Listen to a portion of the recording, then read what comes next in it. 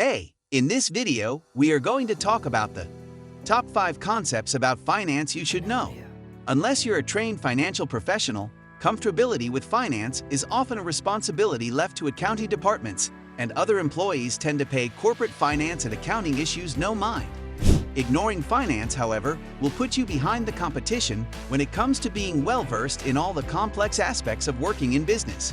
No matter your profession or position within your organization, if you have no idea what a bear market is or what TAPM stands for, it's time to lose your fear of finance and begin embracing money matters head-on. Start your journey to financial fluency by learning some basic financial terms and concepts. So before starting this video, subscribe to our YouTube channel for future updates. Let's get started. Number 1. CAGR, Compound Annual Growth Rate, or CAGR, is the mean annual growth rate of an investment over a specified period of time longer than 1 year. It represents one of the most accurate ways to calculate and determine returns for individual assets, investment portfolios, and anything that can rise or fall in value over time. CAGR is a term used when investment advisors tout their market savvy and funds promote their returns. But what does it really show? To calculate the CAGR, you take the nth root of the total return, wherein is the number of years you held the investment. In this example, you take the square root. Because your investment was for 2 years, of 50%, the total return for the period, and obtain a CAGR of 22.5%. It illustrates the smoothing effect of the CAGR. Notice how the lines vary, but the ending value is the same. Number 2. Bull and bears. In the investing world, the terms bull and bear are frequently used to refer to market conditions. These terms describe how stock markets are doing in general, that is, whether they are appreciating or depreciating in value. And as an investor, the direction of the market is a major force that has a huge impact on your portfolio. So it's important to understand how each of these market conditions may impact your investments. Bull market. Anthropomorphic idioms are always great fun. But what do bulls have to do with business?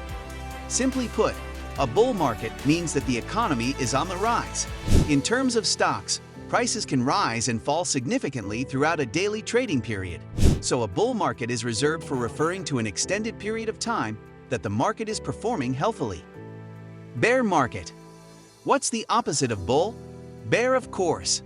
A bear market indicates that the market is declining. Typical indicators of the economy being in a low period include high unemployment and falling share prices for an extended period. The economy is constant flux between bull and bear markets, so knowing the difference will help you stay on top of the ever-changing economic landscape. Number 3. Risk tolerance. Risk tolerance is the degree of risk that an investor is willing to endure given the volatility in the value of an investment. An important component in investing, risk tolerance often determines the type and amount of investments that an individual chooses. Greater risk tolerance is often synonymous with investment in stocks, equity funds, and exchange-traded funds, ETFs, while lower risk tolerance is often associated with the purchase of bonds, bond funds, and income funds. All investments involve some degree of risk, and knowing their risk tolerance level helps investors plan their entire portfolio, determining how they invest. Based on how much risk they can tolerate, investors are classified as aggressive, moderate, and conservative. Risk tolerance assessments are available online, including risk-related surveys or questionnaires. An investor may also want to review historical returns for different asset classes to determine the volatility of the various financial instruments. One factor that affects risk tolerance includes the time horizon for an investor. Having a financial goal with a long time horizon, an investor may have greater returns by carefully investing in higher risk assets, such as stocks. Conversely, lower risk cash investments may be appropriate for short-term financial goals. An investor's future earning capacity and the presence of other assets, such as a home, pension, social security, or an inheritance affect risk tolerance. An investor can take greater risk with investable assets when they have other, more stable sources of funds available. Number 4. Asset allocation and diversification. Don't put all your eggs in one basket. That timeless adage tidily sums up the concepts of asset allocation and diversification. When it comes to investing, Asset allocation is the equivalent of deciding how many of your eggs you're going to put into how many different baskets or asset classes. Diversification is the spreading of your investments both among and within different asset classes. And rebalancing means making regular adjustments to ensure you're still hitting your target allocation over time. All are important tools in managing investment risk. These strategies are all about variety. If done well, asset allocation, diversification, and rebalancing should help generate a healthy blend of performance and risk protection for life.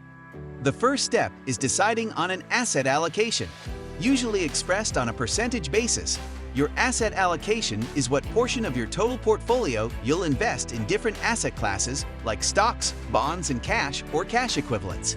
You can make these investments either directly by purchasing individual securities or indirectly by choosing funds that invest in those securities. Other asset classes some investors consider include options, futures and commodities, real estate, and more. Different categories of investments respond to changing economic and political conditions in different ways. Your asset allocation will depend on a number of factors, including your risk tolerance and your investment horizon. You may also have a different target asset allocation for different accounts.